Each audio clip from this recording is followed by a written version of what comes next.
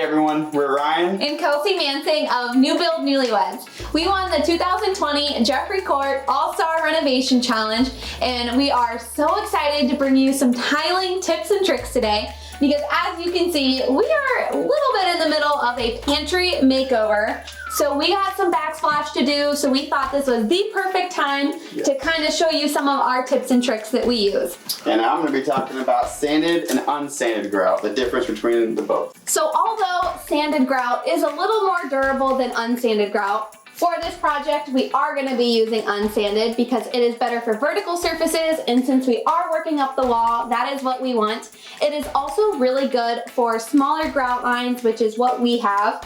And you typically use a sanded grout for floors because, like I said, it is more durable. It has sand in it that makes it a little more rigid and more strong. So we are going to be using the unsanded grout in the color white, and we're going to get it mixed up and we will show you.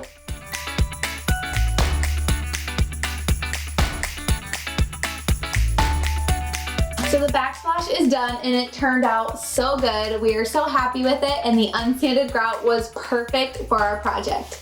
So let's summarize what we taught you today. Unsanded grout is great for vertical walls and for smaller projects that have small grout lines. And sanded grout is perfect for using on the floor when you need a more rigid grout that holds up and is durable. We hope you learned something from us today, and if you want to learn more about tiling, head to hd.jeffreycourt.com.